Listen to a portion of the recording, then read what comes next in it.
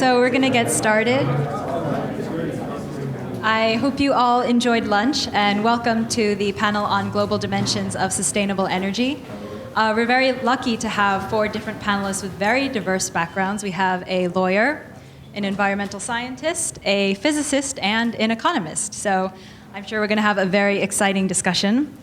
It's my pleasure to introduce the moderator for today's panel, Simi Payne. Simi teaches international environmental law and climate change here at the Bolt School of Law, where she received her own law degree. She's also director of the Global Commons Project at the California Center for Environmental Law and Policy. Prior to joining the faculty at Bolt, Simi worked at the United Nations Compensation Commission, where she was involved in decisions granting war reparations for environmental damage. And with that, I'll invite Simi to introduce our presenters for today. Thank you, Susie. Welcome to the panel. And I have to say, it is really an honor to be here at the now annual Berkeley Energy Symposium. This is always one of the highlights of the year. I'm going to stand up here so I don't trip backwards, okay? I'll trip forwards now. I want to start off saying that Susie Shin and Nina Zheng have done a fabulous job in assembling this distinguished panel to speak with you about the global dimensions of sustainable energy. And I understand this is where their own professional interests lie, that Susie is particularly interested in the modernization of energy infrastructure in developing countries, and Nina's work primarily targets market-based energy efficiency policies in China. So make sure that you talk to both of them, Nina, Susie, during the course of the day. And so what are we talking about today? The effects of climate change are already being felt in some parts of the world, and energy shortages and expansion of energy use in all parts of the world are taking place simultaneously. We're going to consider how to address these related problems, particularly as they affect the poorest, least resilient parts of the planet. The way we've decided to do this is that I'll introduce each of the speakers, they'll speak, then I'll introduce the next speaker, and then we'll have plenty of time afterwards for your questions. So I'd like to start with our first speaker, Amy Luers of Google.org. Amy is the program manager for climate and health. That is within Google.org's Predict and Prevent initiative, and she'll tell us a little bit about that, so I won't try to explain it. Google.org is, of course, the philanthropic arm of Google. Before she moved over to Google.org, Amy Luers led the climate program for the Union of Concerned Scientists in California. She received both her PhD in environmental science and her master's degree in international policy studies from Stanford. Her research interests have consistently been in the area of vulnerability and capacity to adapt to global environmental change. And working out of that interest, she has advised state agencies and international programs on these issues, and she was a member of the California Climate Action Team on the Climate Science Subcommittee, which, as you most of you probably know, is the governor's task force that has coordinated state policy and really kickstarted California's climate policy. Her topic is the impact of climate on developing countries, risk, and adaptation, with a reference to Google.org's initiatives in that area. Thanks. Thanks for the introduction, and thanks for the invitation to join the panel. I think I'm going to be a little bit of an outlier on the distribution of talks you've heard today. I don't work on energy, as was mentioned in my introduction, but I do think holistically about climate change and the climate change problem around the world. And so what I was planning on doing is really giving a bit of an overview of what Google.org is doing within the context of climate risk management, which is what the area that I've really focused my efforts on both before coming to Google and at my time at Google as well. So there was a little bit of an introduction of Google. I'm sure that all of you know of Google.com. Google.org is a relatively new entity. We just launched our initiative a couple of months ago, actually.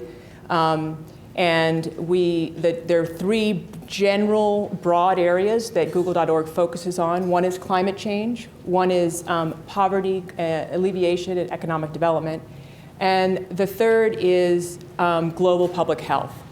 And under these three umbrella domains that Google.org has chosen to work, there are 4 specific initiatives. And I'll go over these briefly, but I will focus in on talking about what we call Predict and Prevent initiative, where I sit in the organization. But I want to first just provide a bit of context of of how Google.org's work fits into this broader picture of climate risk management. So, as we know, temperatures are rising, and this is putting great pressures in thinking about decisions about our energy future. And we know that temperatures have risen about 1 degree Celsius over the last 100 years, and will continue to rise. And how much they rise, of course, depends very much on our decisions about energy, land use, and other human activities that drive greenhouse gas emissions. But another aspect of this problem is that is not just the emissions, but that the impacts are already being felt, and that as temperature continues to rise, they will be felt around the world. In fact, even if we could stop all emissions today, which is clearly not possible, we would continue to see about as much temperature rise as that we've seen in the past. As a result, we really need to think about both the emissions reductions and adapting or preparing for the changes underway as a dual strategy for managing climate change. So I'm just going to go through this quickly because I'm sure in this audience everybody knows this, but clearly in the problem in terms of emissions reductions, this is predominantly a problem in the short term that the industrialized nations have to take on, and as being the leading emitters in the world, the U.S. emits about 5 times the global per capita average, and significantly more of that than compared to the developing world per capita average. However, the impacts, of course, of the impacts of climate change are predominantly, disproportionately being felt in the developing countries. This is an estimate of deaths that have been attributed to climate change that WHO prepared for the year 2000. And I put this up here not to for the specifics of this study per se, but just to have this contrast in terms of the emitters and where the risks are felt most. So clearly then, managing climate change in a global perspective requires, as I said before, this mitigation and adaptation parallel strategy. But in the short term, we really need to think about a huge part of the emissions reduction to mitigation side is clearly in the context of the industrialized nations. And the biggest challenge in the developing world context, or the global challenge in focusing on the developing world, is thinking about helping managing climate risk. So because of the context that most of the people in this room, I imagine, are more focused on the energy side of this equation, and I want to say a few minutes talking about what this means, managing climate risk. So here in California, and as in anywhere in the world, we are always faced with climate risks. And in every part of the world, here in California, for example, we have floods, fires, droughts, and heat waves. And for each of these, we have developed some sort of mechanism to manage this risk. We have flood control systems, fire management plans, drought management plans, systems for managing heat waves. And so you can think about all of these different approaches for managing these climate risks as what we might call a coping range, which is often a phrase used in the international climate adaptation world.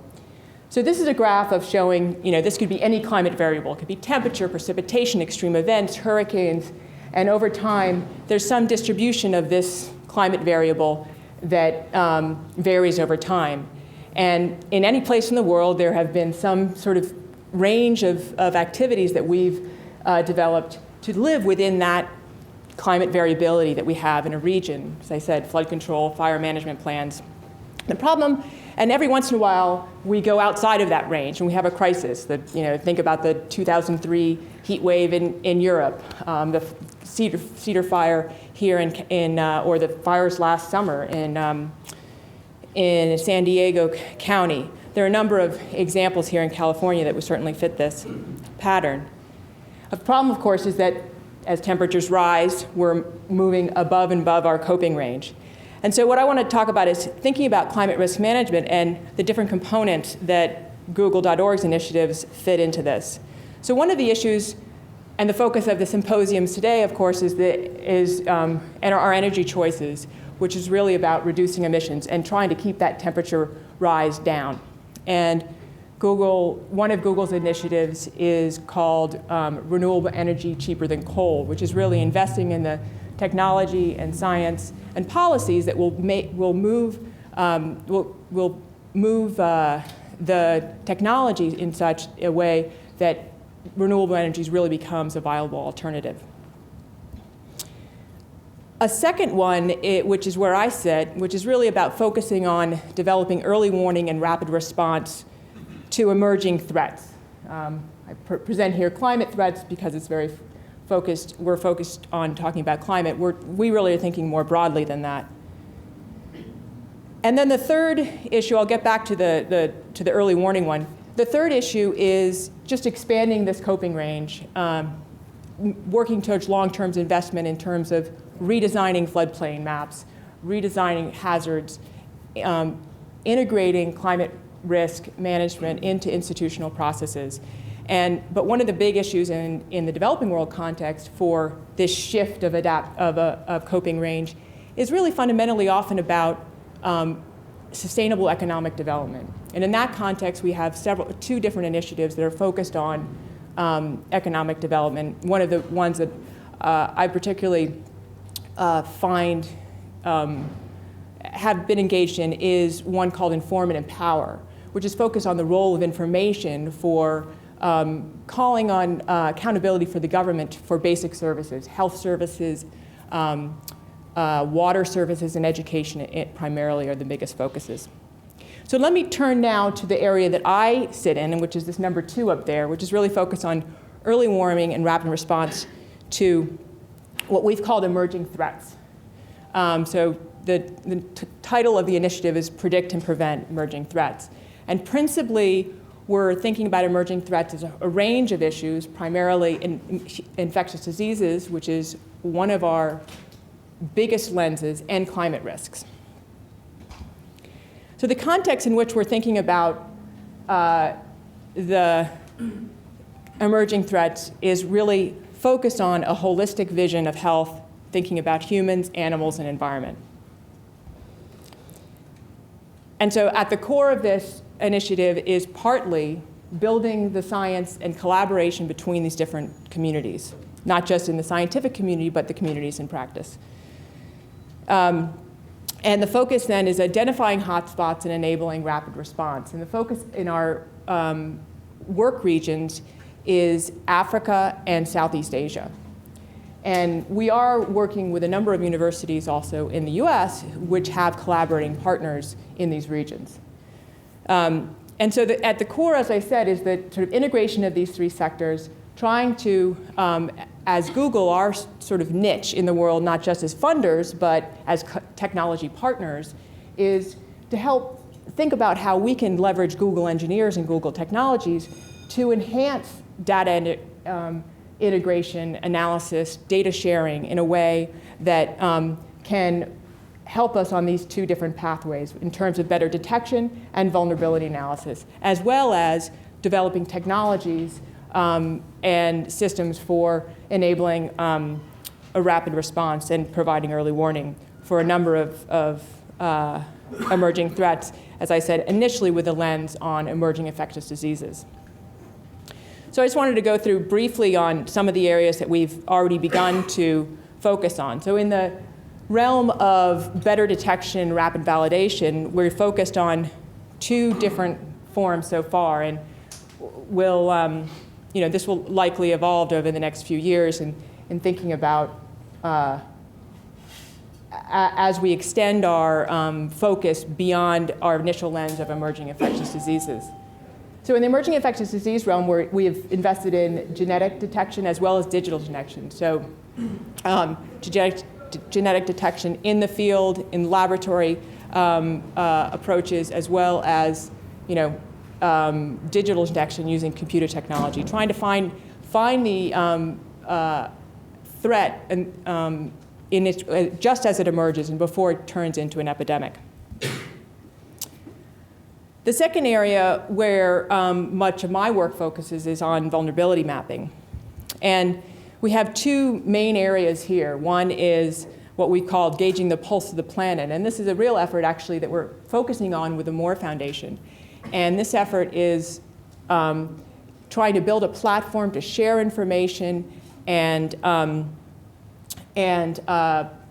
provide the capacity to monitor a wide range of environmental and health characteristics in these specific regions, in the Amazon, in Southeast Asia, and in Africa. This one project actually has a coordinated effort in the Amazon, and because this is a partnership with the Moore Foundation.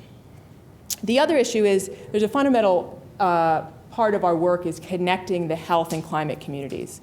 And partly this is in terms of developing more effective early warning systems and in terms of not only malaria, meningitis, a whole West Nile virus, and a number of other viruses that are major threats in Africa region where most of my work focuses.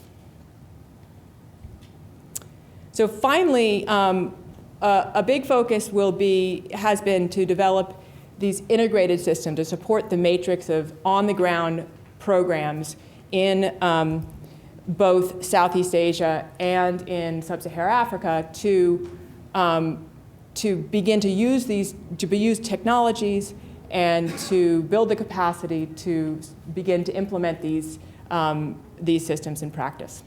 So that's a quick overview. I know it's a little bit different than the rest of the things you've heard today, but I look forward to your questions later.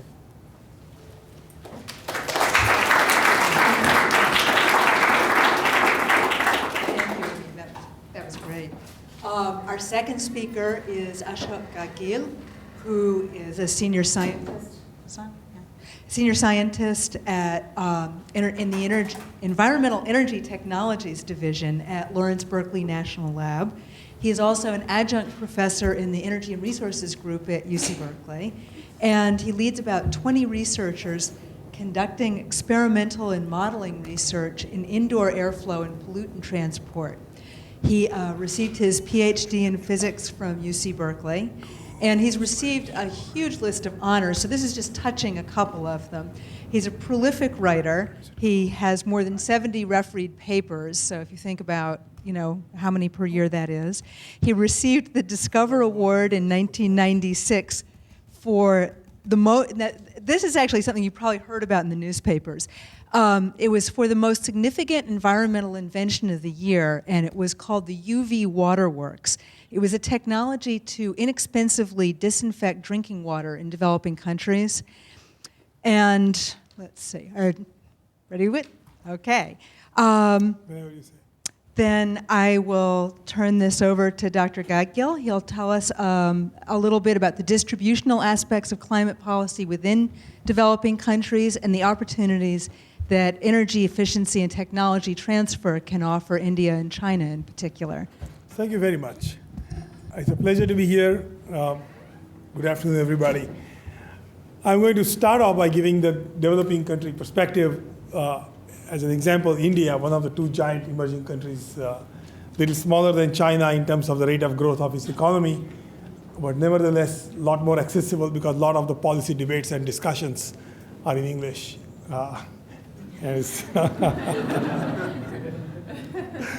So generally, everybody agrees that the climate impacts will have more severe human consequences in India, primarily because of fewer resources or lower ability to cope, as you said, with respect to floods and droughts and sea level rises and all the things that climate change brings. Indian observers are already beginning to see the changes that climate modelers have predicted in terms of higher variability in the monsoons, sharper, faster receding of glaciers, and so on. This is nothing compared to what is predicted to happen. We have several 100 million vulnerable marginal farmers who rely on the monsoons, and a larger variability in the monsoons is likely to push them over the edge financially. We already have several thousand farmer suicides happening currently every year from these marginal farmers who go into debt and are unable to pay the loans to their landlords or to the banks, out of social shame commit suicide. And you would just look up farmer suicides in India on Google, and you would find lots of news items. This is a deeply embarrassing and serious topic. They just don't want to declare bankruptcy and go home. They kill themselves. Things could get much worse. The agricultural productivity is predicted to decline between 5 and 20% by most modelers, even taking into account the effects of CO2 fertilization and farmer adaptation. So it's not clear how things will go in terms of what is yet to come. Much is said about India's increasing GHG emissions, and I just want to point out that if you put a large number of very poor people together, a very large number of them, it's not a surprise, it should not be a surprise to anybody that given 1.1 billion very poor people, their emissions, total, cumulative, are going to be larger than that of many wealthy countries with smaller populations who enjoy higher standards of living. So the point I'm trying to make is, if you collectivize their emissions into a single pool and start pointing fingers, it confuses the issue, because you can always pool the emissions of, say, the bottom 4 billion people in the economic pyramid and say, oh my God, the bottom 4 million are emitting so much CO2. Let's put the squeeze on those guys, right? So what's the metric? At what point do you say, well, if India were to be broken up into 25 different countries, then they're all fine, because they're small countries, right? So we need to step back and think a little more before you start pointing fingers.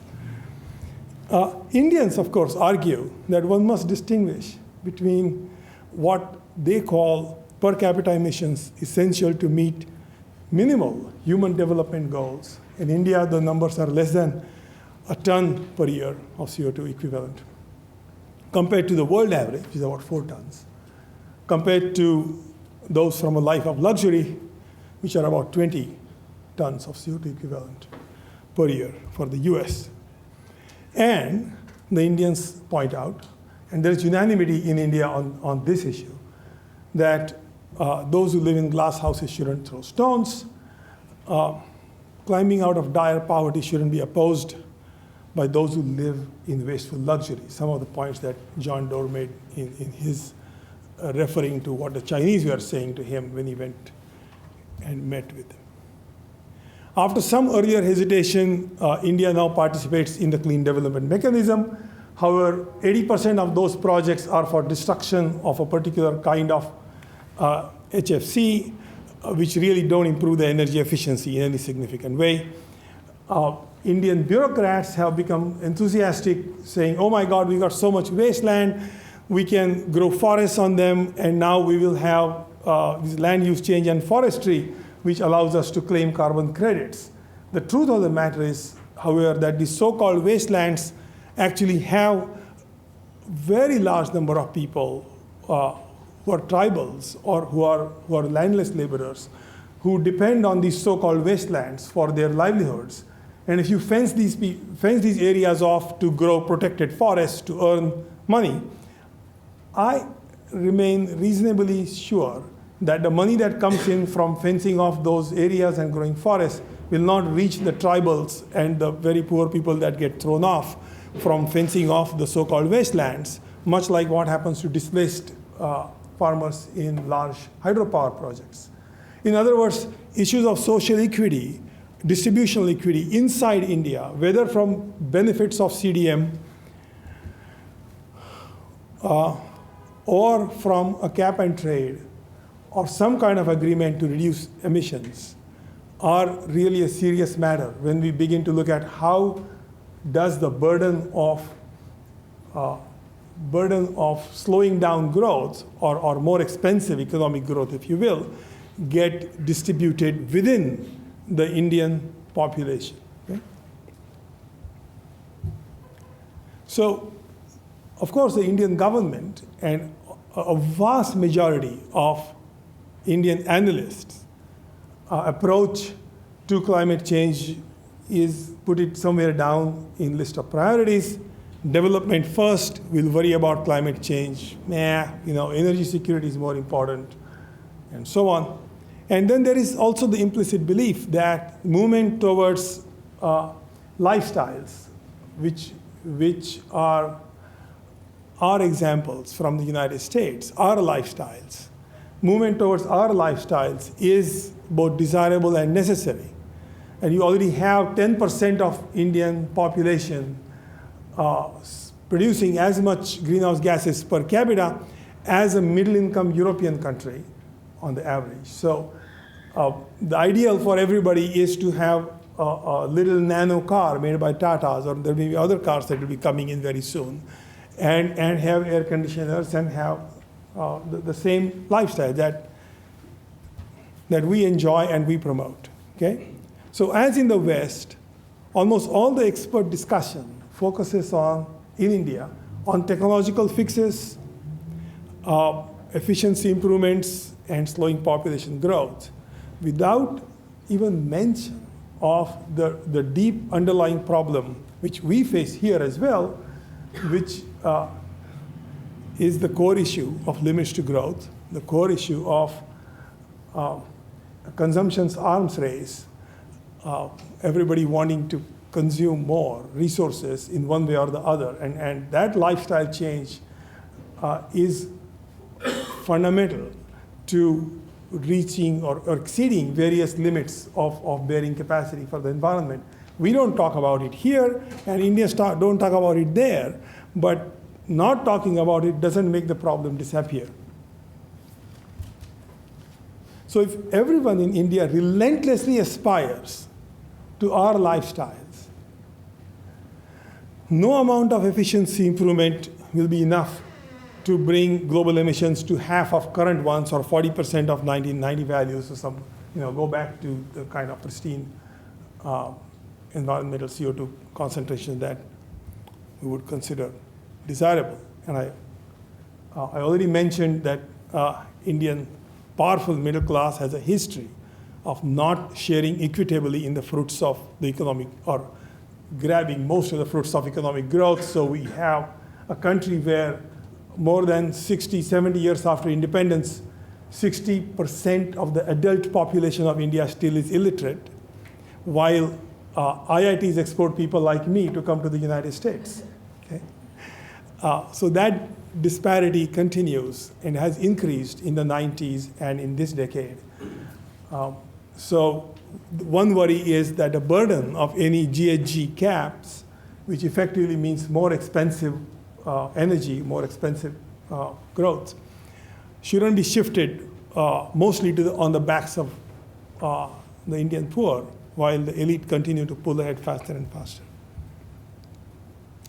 And lastly, of course, given the inevitability of far more serious change to come, India also needs to prepare urgently for adaptation. That would mean preparing for new varieties of crops that are more tolerant of thermal stress or more tolerant of droughts, responding to weather, ability to respond better to weather-related disasters, better infrastructure for weather predictions and warnings, and best practices for energy efficiency. And of course, I'm not saying energy efficiency and technology have nothing to do. I'm just pointing, or nothing to do with what India should be doing. I'm only pointing to the depth of the problem that is faced, or that is posed by the challenge of the relentless desire by 1.1 billion people in India and other 1.2 billion people in China who want to be like us. I'll be happy to take questions when I get a chance. Thank you.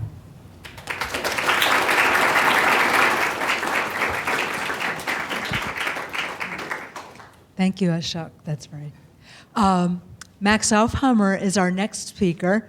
He is an assistant professor at UC Berkeley two departments of agriculture and resource economics and also international area studies.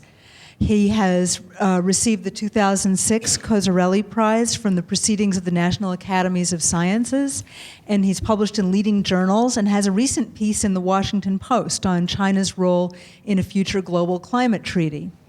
His research focuses on the construction and evaluation of forecasting models of energy and estimation of climate change and air pollution impacts on agriculture. He will move the discussion into a broader context of climate policy architecture. Please help me welcome Dr. Aufhammer. Thank you.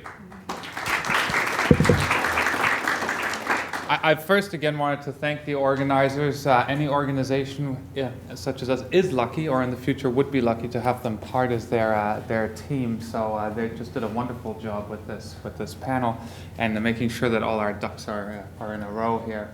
I do work mainly on the impact side, most of which is actually in India and agriculture, and on the other side, trying to come up with meaningful ways of trying to figure out how to forecast emissions at the country level. So what I wanted to talk about in the 12 minutes I have today is half of my research agenda and 11 slides, focused onto mainly on China, but this translates to several other large developing or up-and-coming countries. So let's summarize what we're pretty sure we know now. The keynote speaker at lunch today said there's some uncertainty as to whether China may have overtaken the US as the leading emitter.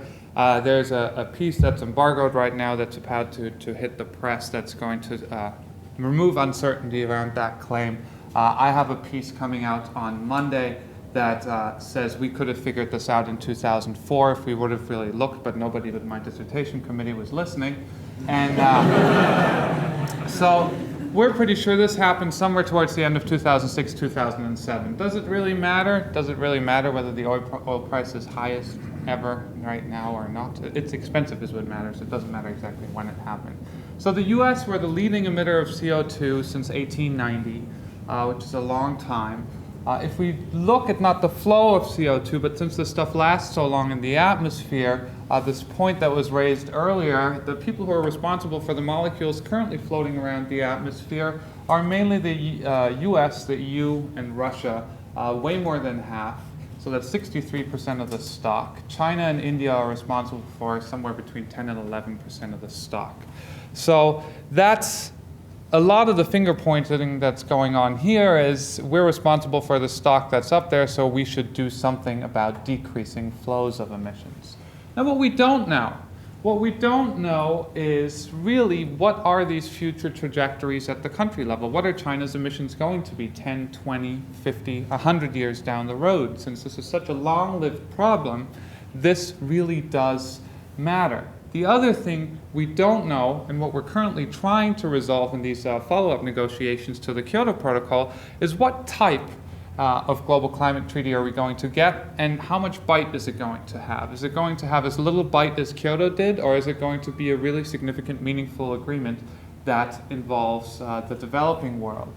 So there's some details up here, but it all comes down to the issues of efficiency and equity, meaning least cost reductions that are equitable in the historical sense, potentially, which are two very difficult goals, maybe impossible goals to achieve in one agreement. So what I'd like to do in the next 7.2 minutes is show a really back of the envelope calculation showing why we have maybe the climate treaty that we got in 1997 and why these renewed concerns about China are so rampant. So if we take a really basic model, I have much more complicated models, but I can't explain those in 7 minutes.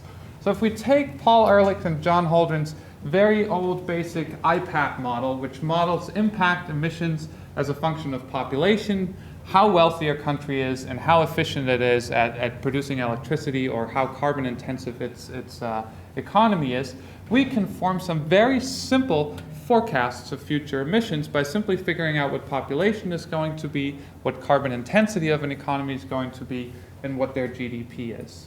So what I did in these next 3 slides is, at the sort of 3 important stages in climate policy over the past 20 years, look at what our sort of best guess expectations of these factors were at the country level and see what the distribution of emissions in 2010 looks like. These are not to be published. This is really just for the benefit of this audience. But if we look at in 1992, which is when we first started thinking about a global climate agreement, if we were to forecast what emissions were, and this omits Russia because I had some data issues here, if we were to forecast what the sort of breakdown of emissions was going to be in 2010, which is the middle of the first commitment period under the Kyoto Protocol, we would have thought US about 20% of the global pie, China about 15%, and then the rest split up between the remainder of the high and middle income countries. If we move forward to Kyoto 5 years later, update our data, changes in trends over that time period, you see a pretty drastic change. You see that the increased sort of economic growth and emissions through the US, the expectations here, really gave the US a much larger share of the expected pie of emissions and holding China's roughly constant, which I'm not saying explains why the US withdrew, but sort of explains some of these features of the Kyoto Protocol. If we do the same exercise again today with the most recent data, this picture changes drastically. US still responsible for about 20% of the pie, but China's anticipated growth is off the charts. So that brings me to some work that I've been doing that's coming out Monday. If anybody would like a copy of this paper, I am an assistant professor. This is shameless self-promotion. I would be happy to send it to you. But we basically tried to do a very careful job at looking across China's provinces over the past 20 years and trying to use fairly state-of-the-art statistical methods to forecast emissions out just till 2010. So we have data up to 2004. We're going to do this out to 2010. If we look at the IPCC forecasts, the Special Report on Emission Scenarios, which is what we still to this day use to come up with all climate change impact estimates. These forecasts were made in 2000 with data from the early 1990s.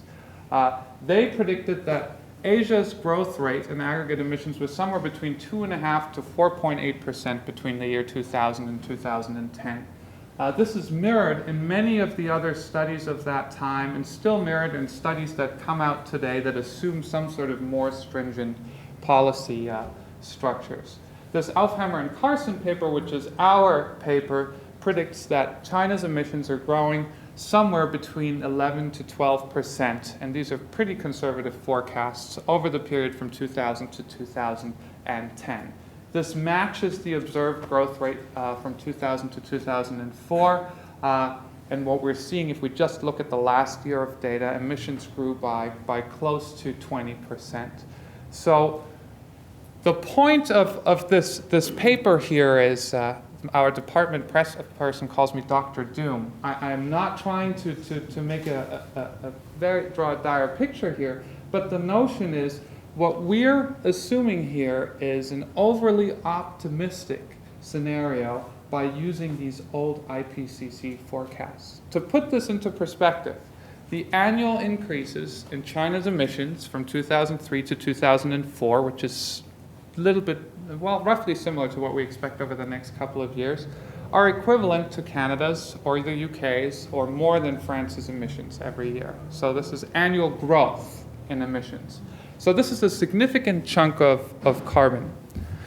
So we sat back and looked at the Belfer Center at Harvard is thinking very hard about future new climate policy architectures, and they have 6 new scenarios that they've come up with what a follow-up treaty could look like. And what that was really missing was, I think, some out-of-the-box thinking. There are a lot of ideas that we've talked about for a long time, but there must be new ways of approaching this problem. So if we think about Kyoto, generally we agree that Kyoto did not get us the cutbacks that we were hoping were sort of had the bite that we expected from a really sort of universal global climate change agreement. As was pointed out earlier, the way this agreement was designed is all emissions cutbacks were written in relative to 1990 levels of emissions. So you look back at what you were emitting in 1990 and you calculate cutbacks from then. Well, this doesn't really work for anybody but Russia, right? This works least of all for countries with rapidly growing populations and incomes. Turns out in the developing world, this is true for India and China. In the developed world, this is definitely true for the United States, who we're experiencing rapid population growth. I'm panicking because I saw the 2-minute. Was this the 2-minute warning? Not yet? I can slow down. All right. So the idea that Richard Carson and I put forth in this Washington Post editorial here was one which is an old idea. I'm an economist. I like taxes. So the idea here is not to start with some fantasized global carbon tax where some fictitious global government starts charging everyone a carbon tax by $5, but a negotiated carbon tax, where countries that are trying to be serious about global climate change agree on a significant carbon tax and charge that domestically. This would be enforced by, and you have to create some trade linkages here, by charging an import tariff in the amount of the carbon tax on goods imported from countries that do not charge a domestic carbon tax in the same amount, or you charge the difference. So the idea here is not one where the US or the Europeans move first, charge a tax, and then impose this upon the rest of the world, but a negotiated carbon tax. So why do we argue that China could take a leadership in this respect? Well, if you're going to start charging taxes, an economist would argue very quickly that income taxes are not good taxes to collect. They're distortionary, they move us away from a point which we think is welfare maximizing, versus any economist will tell you if you have an externality in your economy, such as emissions of air pollutants or carbon dioxide, charging taxes gets us towards the efficient outcome, which maximizes social welfare. So the nice thing about a carbon tax is if you're trying to create government revenue is it's easy to collect. You can make it revenue neutral very easily by collecting the carbon tax from producers of coal or whatever it is, and then recycling it back into the economy by bringing it towards programs that you think are necessary, such as Social Security, healthcare, and so on.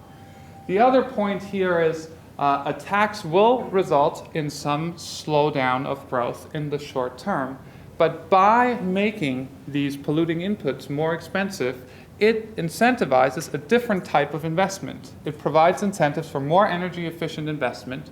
It provides incentives for building power plants that stay in operation for 45 to 70 years that are more energy efficient and use the fuel more efficiently. Lastly, especially in the case of China, you could develop a comparative advantage in energy efficiency products. And by that, I don't mean products that are 10 years, 15 years down the road, but by producing existing technologies that we know how to make and producing them there. So in summary, the idea is a negotiated carbon tax which could potentially lead to substantial reductions in China and globally if it's jointly negotiated by a set of countries. China or other developing countries have the advantage that at the margin they can cut back fossil fuel use at a much lower cost, since marginal abatement costs are lower in these countries, which is also the driver behind the clean development mechanisms. And import tariffs, this is, I think, where the global negotiations are going to have to come in, and this is something the WTO has fought forever, is this environment trade linkage. I think that's sort of the key angle where we're going to have to step back and really truly question whether that's something we want to hold on to in the face of climate change. So I think I made it on time, and I'm sorry if I spoke too fast, but since we're moving on to questions, we'll get more time. Thank you.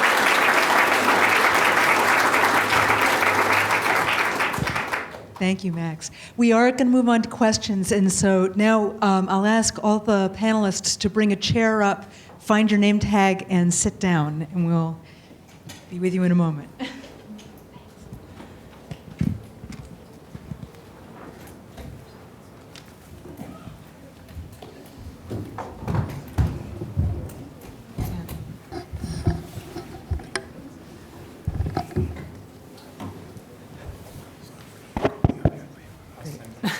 Your mouth 10 inches. Is that okay? Does that seem okay? So, yes, Tom. This is a question for Matt. This is a political economy question for Max, which is that even if we could convince the leadership of China to pursue a more aggressive climate policy, what about their capacity within Beijing to actually enforce that policy at the provincial level, given that the regional and local officials seem to have a fair amount of autonomy and also often ignore official edicts coming from Beijing? No, that's very true. I mean, that's been the big problem with, I think one of the reasons why we've seen these double-digit growth rates in emissions over the past 4 or 5 years is that the central government, in some sense, has completely lost control over regulating the type of capital stock that gets installed at the provincial level. I don't know if you saw that Future of Coal report that MIT put out last year, I believe, where they just sort of count the number of power plants that went up of different types and the number of power plants that were actually licensed. So I agree that, especially in China specifically, trying to make a carbon tax work at the provincial level, one would have to go really, really far upstream in order to collect that. So collecting that from small enterprises or at the user level isn't the right way to go there. You'd really have to go and put it in place somewhere right at the big mines, and you'll miss a bunch. But if you really, really go far upstream, I think there's a chance to partially go around that. And that's I think the beauty of carbon, is that there are a limited number of sources where this stuff comes from. And just to follow up, has there been any sort of track to diplomacy with the Chinese to explore some of these ideas? So we've been trying to get involved in that debate slowly. People always talk about resistance, but what I've seen is less resistance than initially I would have expected to these ideas.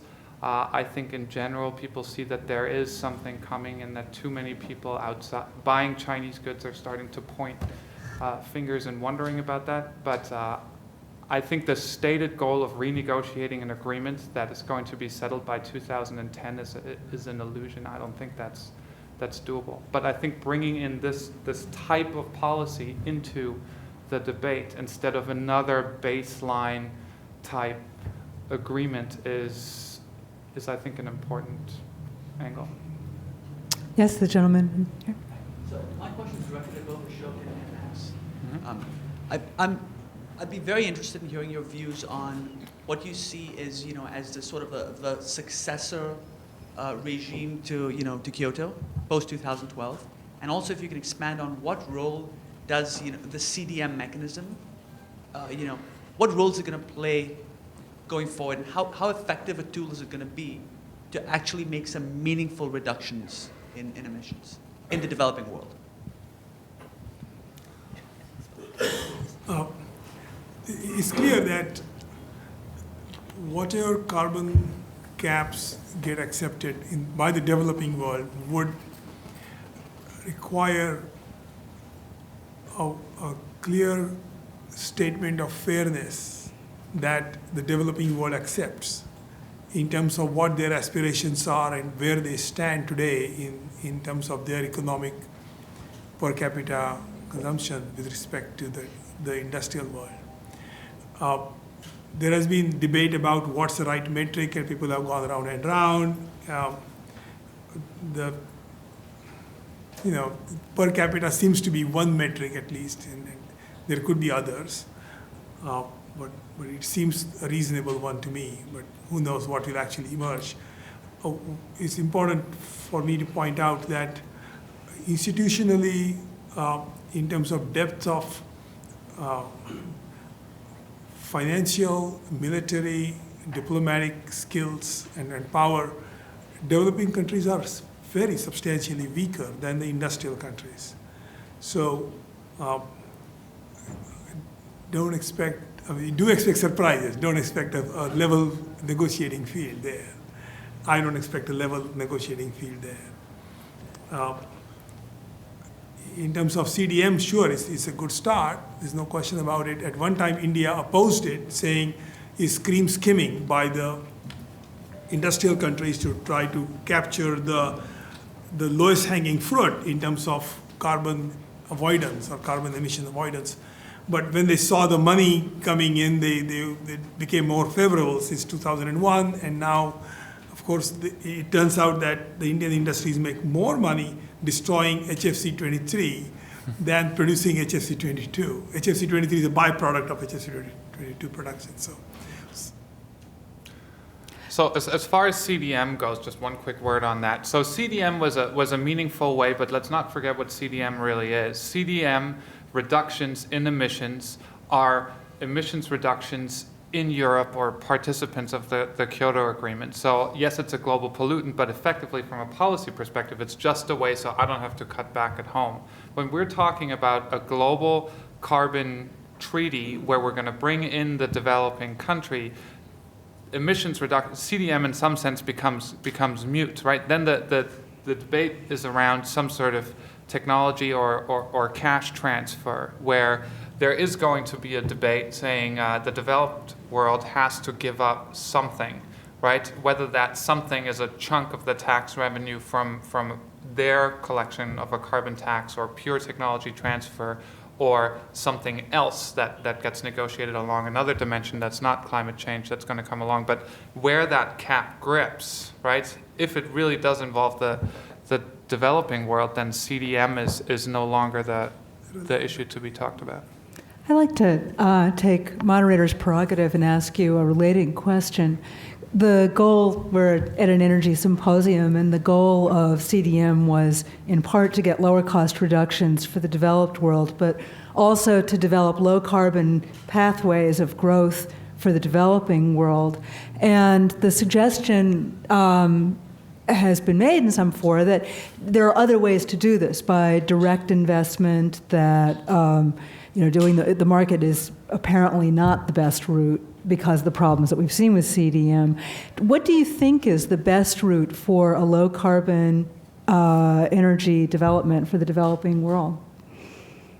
And to the panelists who are willing to answer that. Economists have the prerogative to answer All right. what's the best trajectory. Well, economists are always prone to saying stuff about something they know nothing about. But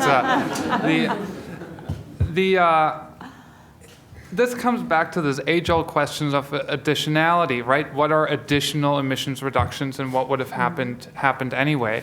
I can tell you that building power plants in the interior provinces of China that are basically replications of 1950s Russian technologies, that strikes me as a good first way to go in and put in things with higher heat rates and stuff like that.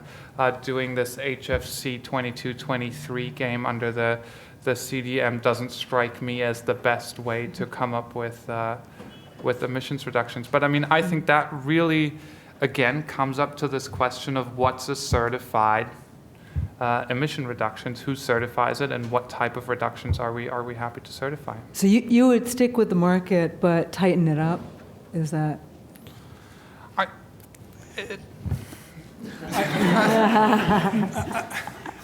would like to add a couple of wrinkles on that while staying with the market. One is to point out, in parallel with inefficient coal-fired power plants, every time in India you build a factory that makes low efficiency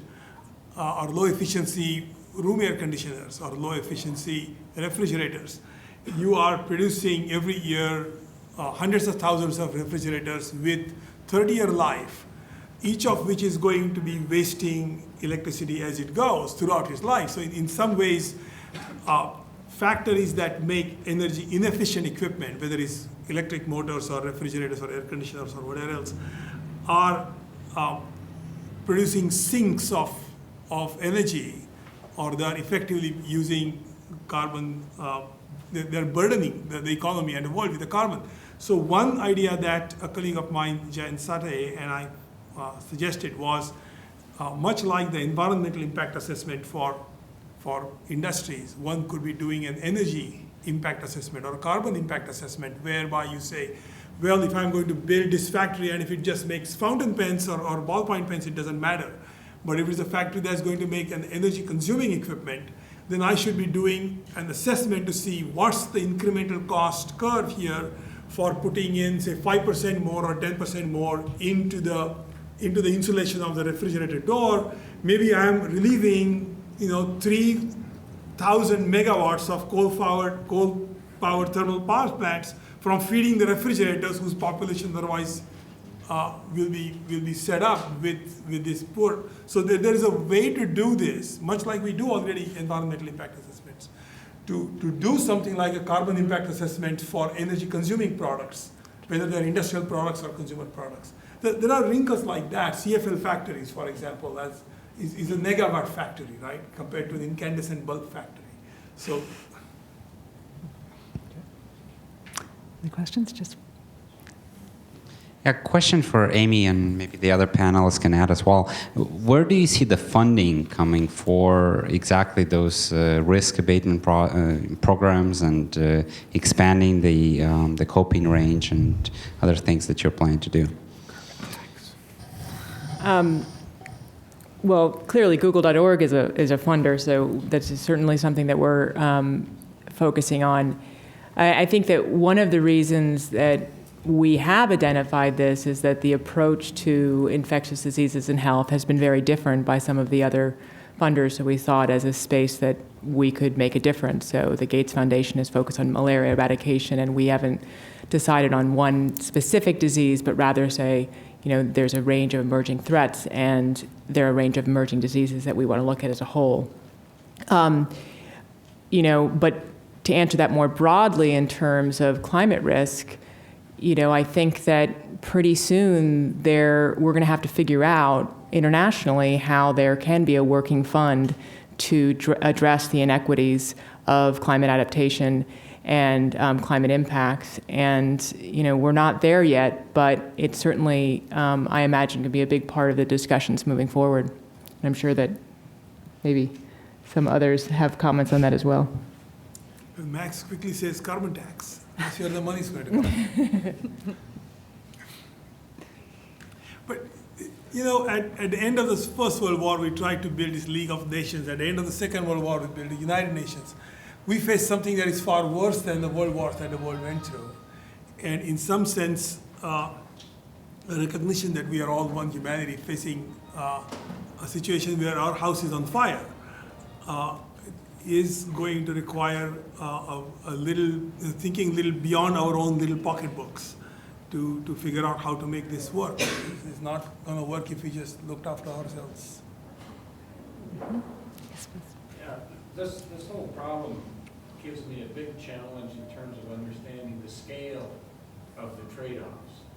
And I've created a simple model in my mind that says, on the one hand, we're trying to get regulatory policy to mitigate as best we understand today. We're trying to get the venture and innovation communities together to hedge our bets, because we know whatever we're going to do, we're going to make some mistakes, we're going to have some options. And the third thing is looking at the numbers like 80% reductions in carbon emissions in very short periods of time. Everybody knows that's not going to happen. That everybody's view of fairness is going to be completely different between the developed world and the less developed world. So we're going to have to deal with adaptation. That'll mean different things for the developed world and the like.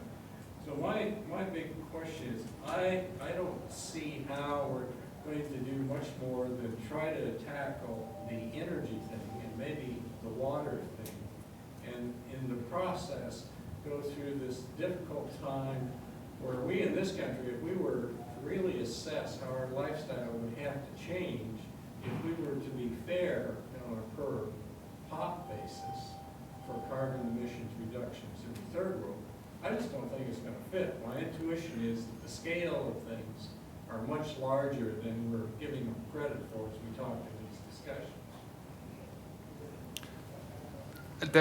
People always talk of the Montreal Protocol, which was the protocol that fixed the hairspray problem, and pointed that as the sort of model agreement, and we all got together and we all solved, one of mankind's greatest threats. But people always forget the scale of that problem is there were, a couple handfuls of manufacturers throughout the world, and the stuff was really, really cheap and very easily replaceable. Now we're talking about everybody uses this input that's causing this problem in everything they do, right? It's not just coal, it's not just fossil fuels, it's agriculture, it's methane behind dams, it's the cattle on I-5. So you're absolutely right. This is maybe the biggest environmental challenge that we've ever faced. The slight advantage of it is, which I'm still not fully convinced of, is that the impacts are coming at a fairly slow pace, even though every time you read open science these days, there's something that we thought was going to happen in 2040 actually happened last fall. So we may be a little bit overly optimistic how much time we do have. But you're right, 80% reductions, that means all of transport, that means the entire power sector in California, and then we're still left with, my algebra is terrible, but I think, about 10-15% of emissions that we're going to have to find to get rid of. That means no one's driving, no one's producing any electricity in the way we currently envision it, which is exactly the point of this symposium in some senses. This problem takes some massive thinking outside the box. It's going to require massive amounts of funding, both in the academic side as well as the private sector side. And it's going to require some very wise policymakers combined with some very ingenious entrepreneurs, so we even have a shot at getting anywhere close to where we think we should be. Well, on that point of the policymakers, it would seem to me that until the policymakers get the public behind them, their hands are tied in democratic societies, in capitalist societies, where we're basically driven by consumption growth, and people won't change until they feel the fire in their house. We have just a little bit more time, so we may want to move on. Ashok, did you want to respond to I that? just want to add that if you historically look at how long it takes for us as a society to accept a way to do things differently, knowing that what we are doing currently is harmful to us, how long does it take before the between automobile engineers saying, hey, if you just wore seat belts, your death rate from auto accidents will go down by 80%. And then how long does it take from that point to actually having seat belts and people wearing them?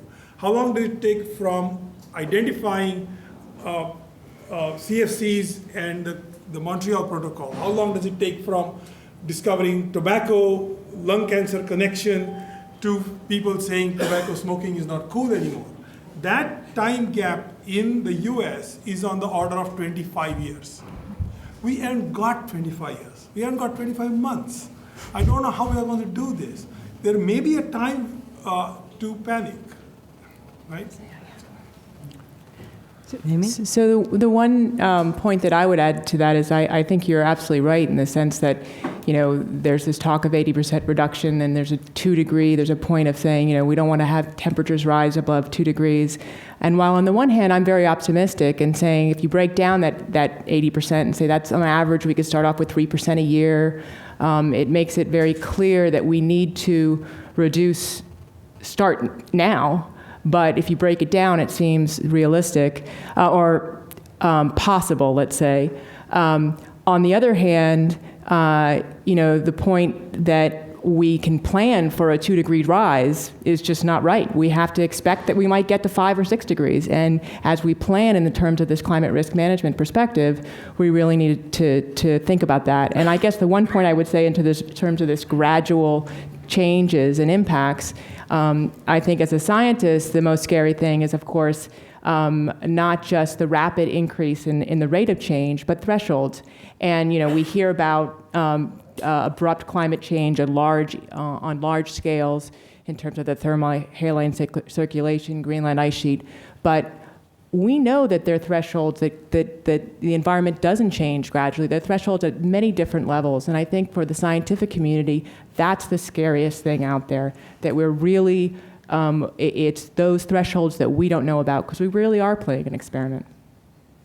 That's, I think, a good note to end on. There's another session coming in here in just a few minutes. So I'd like to turn this back over to the panel organizers. And I'd like to offer my personal thanks to them for having had the idea and bring this together. Yeah, please join me in giving all of our panelists a hand for their interesting discussion.